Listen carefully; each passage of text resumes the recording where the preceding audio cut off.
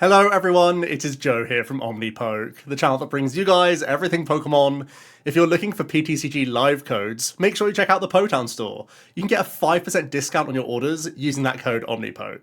For today's video, we're going to be on PokemonProxies.com, the website where Jack is translating all of the Japanese cards that we're getting access to. We have a few cards from Phantasmal Flames to go over, and some really interesting cards from some EX starter decks that are out in Japan, which will be making a big impact on our formats.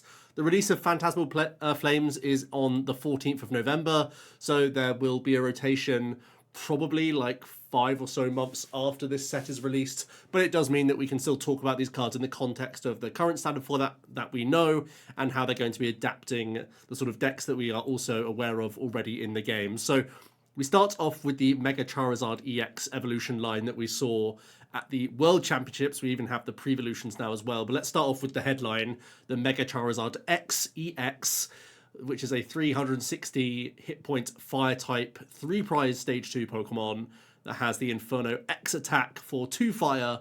You deal 90 and discard any amount of fire among your Pokemon, and this does 90 for each card you discarded in this way. It also has a 2 retreat cost. And I think it's also worth mentioning the Oricorio EX at the same point here, where this was also revealed at Worlds, a 190 hit point 2-prize EX fire type with the excited turbo ability as often as you like during a turn. If you have any fire Mega Evolution Pokemon EX in play, so basically just Charizard, you may use this ability, attach a basic fire energy from your hand to one of your benched fire Pokemon, and that's as often as you like. So as soon as you get the Charizard online, yes, you need to power this guy up with 2 attachments, but of course you could do that on the bench, then go into the active position. Very easy with Charmander as well, which we'll look at in a moment. And you can then scatter energy around your board if it's already in the active, and like sponge to hit, for example. And you can discard your energy wherever you like on your board as well. So very flexible, plus a 90 damage modifier means that we really are ramping up a lot of damage. Think about superior energy retrieval being 9, 18, 27, 360 damage. That's dealing with Mega Evolutions with just 1 superior. So similar to Golden Go, but actually easier to ramp to get those big knockouts. You'd expect that because you're a stage 2 and you need to also put vulnerable EX Pokemon into play, and you're a 3-prize Pokemon. Weakness to water is actually pretty good right now. There's not a huge amount of relevant water types in the meta, so you are generally quite a chunky fire type. Also, of course, we have the Terrestrial Charizard EX that can still accelerate to this Pokemon and be a type coverage card as well in its own right. Being a 2-prizer, knowing that Burning Darkness is still very good into 2-prize versus 2-prize matchups and gives us that type coverage means that it's kind of difficult to see Mega Charizard EX failing in a huge way. Now, 3-prize Pokemon have major downsides, especially when you are evolving 3-prizes that then also have to put these vulnerable EX Pokemon in play as well. Oricorio 190, really low threshold of hit points. I actually think it's a slightly better thing that it has less than it has 190, which means a Gardevoir can't like Monkey Dory set up 4-prize win without activating Fez. Same thing for Dragapult. So if they're going to try and take out Oricorio, they at least activate Fezandipity for you. So in a weird way, the 190 is actually a good hit points to have on this vulnerable Pokemon. So when you face some of these like weird defensive stage 2 decks in the meta, you at least force Fezandipity to still draw you a bunch of cards, or at least force the Oricorio to not be knocked out. So that's a little bit decent. Its own attack isn't that great, the Fire Wing. It does do 110, so if there's Fire Weak stuff, I guess you could try and weave in the 2-prizer, but I think you're mostly going to be weaving in this Moltres. Let's firstly just talk about the pre-evolutions. So first of all, just a blanket, like, would a regular Zard play this? Probably not, because that 80 hit points is quite awkward. Maybe a 1 count in lists, because you mostly want Buddy Buddy Poffin to still get your Charmander as well as Pidgeys. I think the same thing could be said for Draga Zards, which want to Buddy Buddy Poffin out Dreepy and Charmander, and in both these cases, Charizard isn't really playing many Artisan, like maybe some box builds play 1 copy, but I don't think we're going to start pivoting fully towards like 4 Nest Ball builds of regular Terrestrial Charizard. However, I think the Mega Charizard X EX deck, which I'm going to have to get used to saying, will want to have an elevated count of physical Nest Balls because of the Oricorio anyway. You want to have lots of those in the deck, so there could easily be a world where it's just Artisan Nest Ball for a build like this, because 80 hit points is way nicer than the 70, because you're not getting done by Hawlucha plus Phantom Dive anymore, and also Nimble is a great ability. If this Pokemon has no energy, its retreat cost is 0, and also Live Coal is a really good attack. For 1 fire, you deal 20, which is knocking out a good old Budgie thanks to weakness as well. So there's a lot to love about this Charmander. The downside, of course, is that it's not body searchable, which means it's not great for like the current Zard builds, but hopefully carves itself a niche in the Mega X EX build. The Charmeleon is weird. I think 100 hit points is way better than 90 when we're talking the current Charmeleon like decision making. But I think 110 and 100 are basically the same number for the most part. And I think the 100 hit point Charmeleon has better attacks than the Steady Fire Breathing, which is just a 1 for 40. Again, this can help like deal with budget and whatnot, but I think generally you probably want to play the 100 hit pointer. I still need to think more about this in like when 100 is way worse than 110, but I think generally I like the 100 hit point Charmeleon the most right now.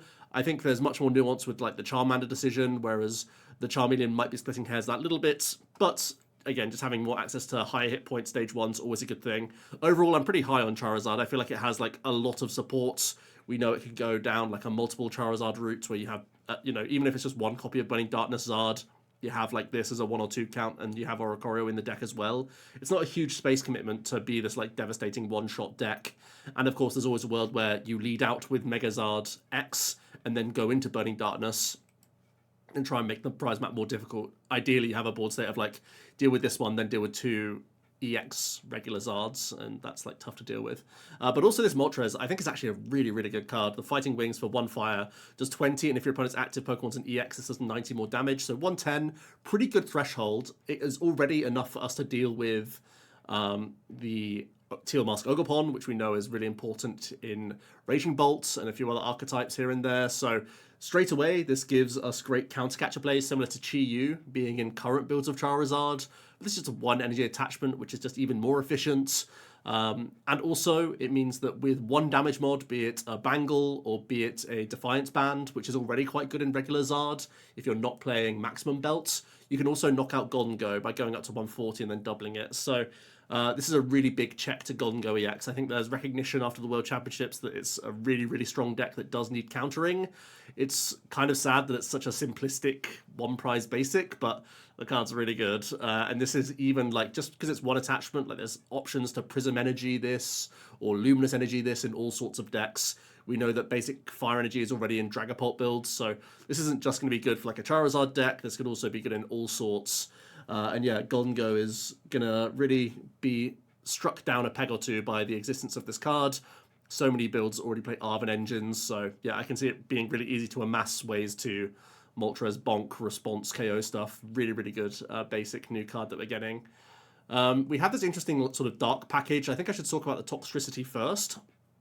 It's a Dark type stage 1 with 140 hit points and has the bad upper ability. Once during a turn, you may search your deck for a basic Dark energy and attach it to one of your benched Dark Pokemon. If you do, put 2 counters on that Pokemon, then shuffle your deck.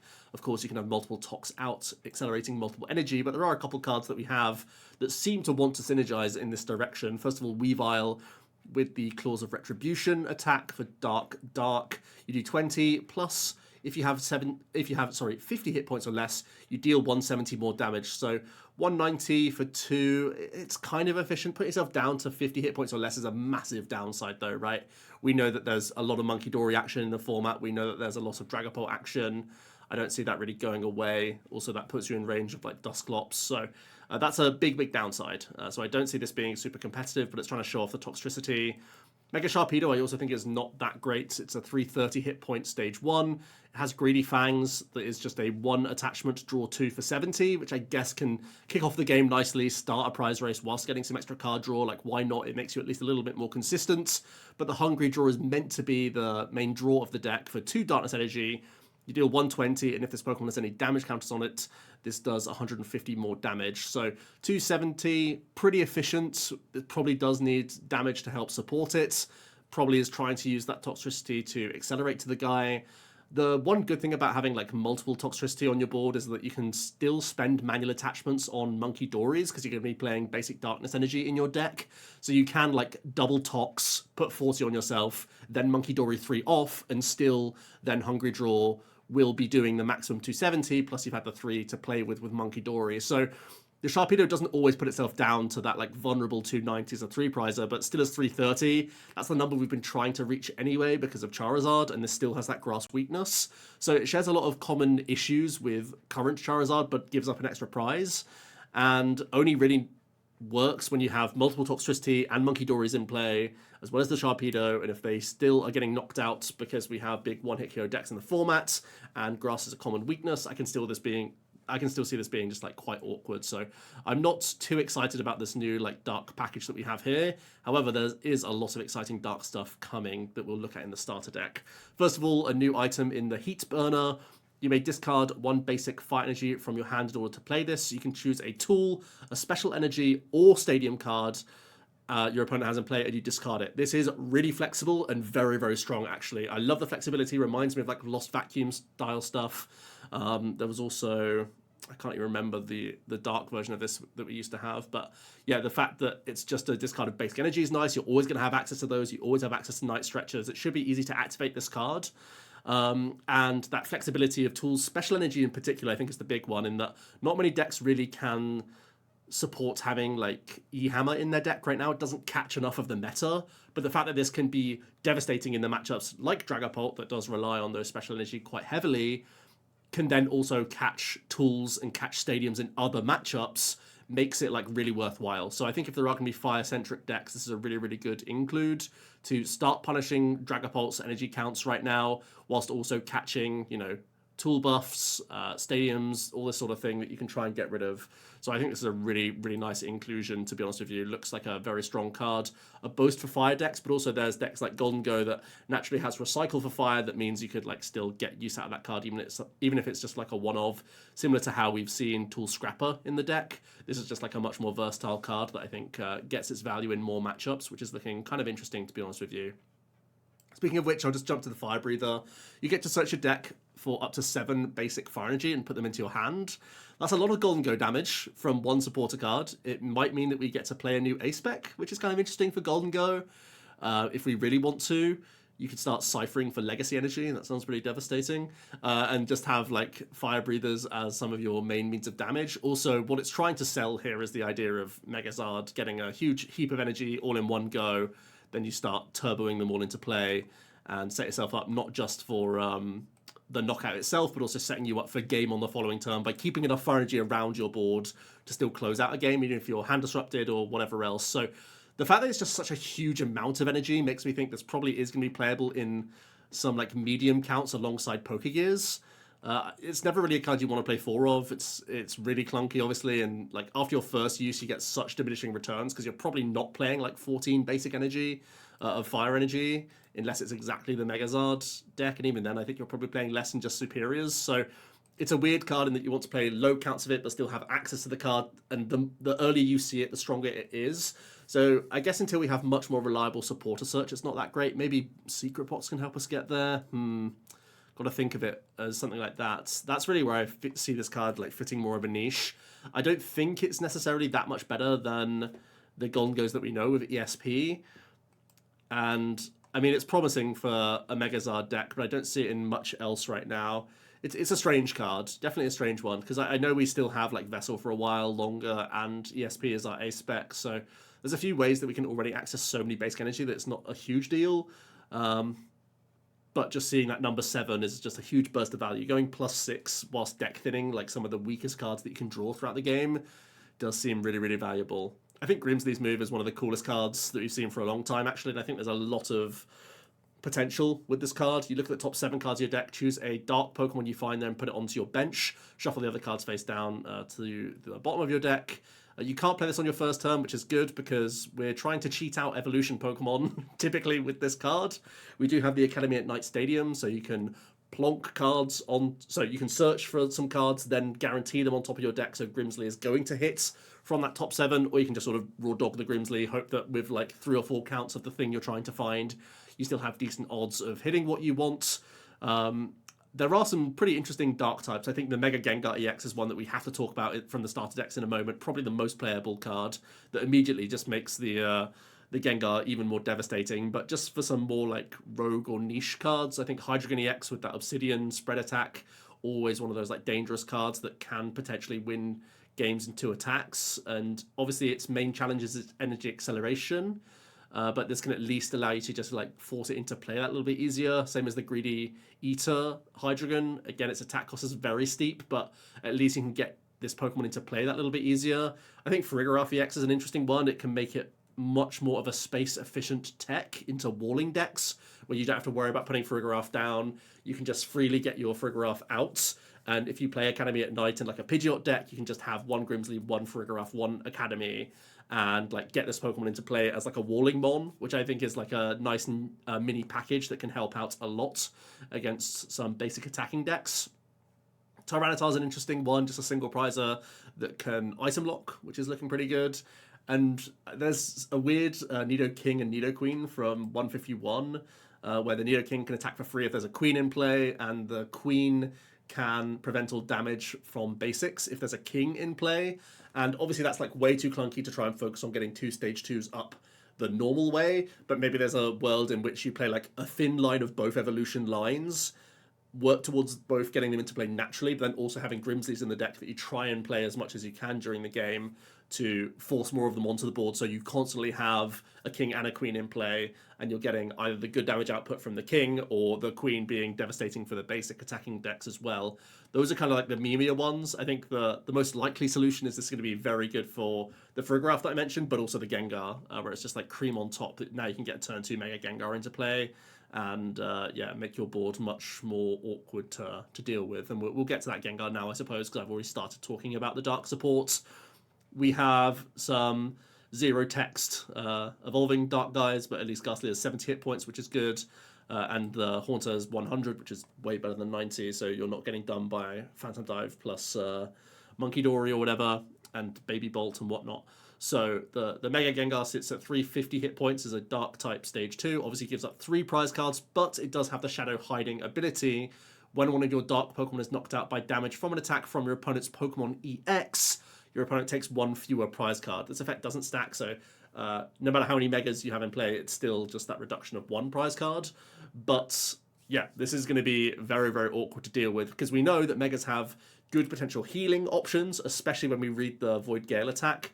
Void Gale moves an energy from this Pokemon to one of your benched Pokemon. 230 is like pretty decent for a 2 energy attack cost, pretty self-sufficient, especially when you're saving an energy and pivoting around to your benched Pokemon to try and protect that attachment for backup attackers. It's very likely that we could just see a straight up Mega Gengar deck with some other Dark like basics, just like the corner Yveltal and whatnot, just being a deck in itself, because this Gengar being a 350 hit point 2 prizer is already looking like really, really annoying.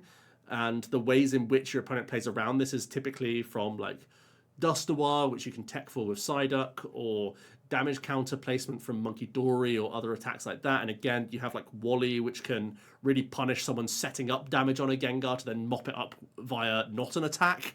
And then the final thing is if your opponent is taking it out with a non-EX Pokemon, and when you have 350 hit points, that's like really difficult to do.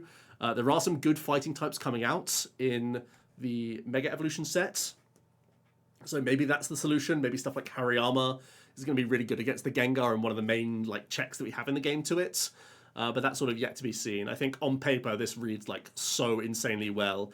An efficient attack that also retains energy across your board, and being just a very annoying 2 prizer to deal with, and whilst also making your other like even things like Pheasantipity and whatnot, when that's knocked out, they only take 1 prize card for it. It just seems so gross, you know? Oh my goodness. Also, there's like very much a world where you play it in Grimmsnarl or like in Charizard, these sorts of things. Like obviously for the Charizard, it's not going to protect your Charmanders and Charmeleons, but still protecting the Zard itself and protecting Fez and allowing those Pokemon to sit on board is just like really, really gross, to be honest with you. So yeah, I think Gengar looking like a really strong card, and one of the reasons why fighting, I think, should still be a presence in the formats. I still feel like the where am I looking now? I may as well just show this card. Yeah, the Hariyama's already like doing fairly well in Japan in early Mega Evo, like Lucario builds. So there's more reason for that to be a presence in the format, so that you can actually punish Gengar, make it a 3 prizer, take it out thanks to weakness. Because without those sorts of checks in the game, I think this card will just run away with formats if they're in certain directions. Like Dark typing is already so good for Gardevoir allows you to naturally play Monkey Dory, which was one of the driving forces around Grimmsnarl. And now that we're making some of the best cards in the game, like Fez a 1-prizer, it's just like, and like a Corner Trapper can be a 0-prizer. That's just like so gross to deal with. Yeah, Gengar is definitely good. The final few cards to talk about are from the Mega Diancie starter deck. Not too much from the Pokemon. The Mega Diancie is not great. The Diamond Coat. This Pokemon takes 30 less, and Garland Ray for Psychic does 120, discarding 2 from this Pokemon. And you do 120 for each you discard, so you can choose the amount that you get rid of with Garland Ray. I mean, it's not great. It's a turn 1 potential for 240, which shouldn't be sniffed at. Like, yes, that's a lot of tempo, but we already have good, like, early pressure mons, be it from Generator or be it from Sada and whatnot. Like, this isn't a new thing. This is a 3-prize Pokemon. Yes, it's at 300 hit points effectively thanks to the coat, but it's still something that can be easily hit through and knocked out. And I don't think there's going to be this, like, just wonder patching your basic psychic mons. I don't think the Diancie is like that good of an upfront sort of Pokemon. I should mention the wonder patch. This is definitely like the only interesting card that we've seen from the starter deck so far. From the psychic support side, where you attach a basic psychic from your discard to one of your benched Pokemon. Now, of course, we already have Gardevoir, which can do this a lot. So I think it's more likely to try and make new like branching avenues, or at least waiting for Gardevoir EX to depart from the format to start carving a niche for itself. But there are some things you can think about here where it's clearly very good for like a Lily's Clefairy deck if you want to have Clefairy as an upfront like turn 1 Rondo attacker, initiate some pressure, just really get going in the game that little bit faster. And just again with Pearls, you can be this annoying, sometimes 1-prizey Pokemon that's difficult to deal with for your opponent and hits a decent weakness in Pulse. So there's that at least. Like I know there's already the Ogerpon Clefairy deck with E-switches, but this could be a more streamlined way of doing it. Where you just have like psychic mons in the deck instead. I was thinking maybe even like Valiant could be a potential attacker, but also a mon that could spread more damage and allow the Clefairy to take midterm prizes or set up math, similar to how like Palkia needed help from quick shooting to take knockouts if your opponent was playing small benches. I was thinking something about along those lines, which was kind of interesting. Could also be good, again, as an alternate to Gardevoir, which seems really silly because Gardy's so busted, but the fact that we could have Wonder Patch plus Mystery Garden, as well as Xatu, could be like a pretty good draw engine psychic deck, where whenever they're in your hand, you can draw cards from the Xatu, whenever in the discard pile, you can Wonder Patch. You just have a lot of burst acceleration in that regard, which could be pretty interesting. There's a potential Jellicent deck, just like a pure Jelly deck, where at the moment its energy attachments are kind of the big downside of Power Press, where even after attaching a boost energy, you can, or what's it called? It's not a boost energy. Triple acceleration? I can't remember what it's called these days. There's too many of the same effect. But even after doing that, you still need an attachment on top, so Power Press can do the natural 160. Maybe Wonder Patches help out in that regard. I actually think the strongest purpose for this card could be for Rocket's Mewtwo, which you're probably laughing at because this card, like Mewtwo definitely was a flop when it first came out, but now the fact that Erasure Ball could be attacking from turn 1 with a Rocket's attachment plus a Wonder Patch, like yes, you need to hit those things, discard an energy, and still find enough bench Pokemon for Power Saver to be shut off, so that's still a lot to do, but it's theoretically possible with like Squawk still being like one of your only bench spots that isn't a Team Rocket Mon, for example. And also the fact that you can Wonder Patch so you don't always need the Spidops whatsoever. Like it could be like a Mewtwo Bats deck now, and you just rely on Wonder Patches and other acceleration, like Crispins and whatnot, to Erasure Ball and chain knockouts. Like that sounds kind of bad because Spidops is one of the better things about the Rockets deck, but maybe even a low count of this alongside Spidops, similar to how we saw a low count of E-Switch alongside Spidops, could be improving the Mewtwo deck, or at least giving it a different avenue, because definitely Mewtwo needs a bit of help. Maybe there's even a world where you just go completely without Rocket's energy and go all basic energy. I don't know, that also sounds sus, to be honest. Yeah, I think I'm most excited about exploring like the Clefairy deck with Wonder Patch. And again, it opens up design space for when Gardevoir EX departs, because it's early Scarvire, right? So that's going to go eventually, and that gives us new things to play with. I'm definitely most excited about Grimsley. That guy looks awesome. I do think Charizard looks pretty good on paper. The Moltres is crazy just for the immediate format, and that it makes Dengo much worse. And yeah, Gengar does seem really good. Oh, I didn't even mention the Punk Helmet, by the way. If the Dark Pokemon is damaged by an attack, put 4 counters on the attacking Pokemon, like maybe an Absol card, for example. It seems pretty obviously trying to help out Absol, but also can set up damage for some other decks as well. Like Dark is the most flexible deck at playing with damage counters. This could go into like Grimsley, for example, because we already have Monkey Dory. So that 4 counters that you put on the attacking Pokemon, you could then, even if it doesn't naturally line up with your Dark attacker, it can be like Monkey Dory and whatnot as well. So still pretty promising. Yeah, I think Gengar is definitely good, but also be aware of the context of the format that fighting could definitely be relevant. Wonder Patch, it's not necessarily needed right now, but interesting applications. Grimsley looks really good, even if it is just for Gengar. I think it has potential in Control for Farigiraf to be an extra wall in the walling toolkit. And Zard just kind of slaps, right? He just hits pretty hard. And if you do 1 Fire Breather, you set enough energy in play that Inferno can smack. You get Ionode, you don't care because you already sit with 4 energy in play, like scattered around other stuff, and smack. I think this Charmander is really good as well. Free retreats, potential to knock out Budew, sits out of Hawlucha range. There's like just a lot to like here. So yeah, even though it's not a huge amount from Phantasmal Flames, already we've seen some really big highlight cards. And obviously I'll do another first impressions when we get the full set and we can start getting testing. Hope you're enjoying the Mega Evo IRL gameplay. There's still lots of those that we've recorded and are still commentating over and getting out over the next couple of weeks before the set drops. And of course, we're going to be bringing you more of this content when it comes out. PokemonProxies.com, once again, is the website you want to look for if you want to look into these cards, print them out for yourselves. Jack does a great job at getting these out in a timely fashion as well. Let me know your favorite card that you talked about today, and I'll see you tomorrow for another one. Cheers.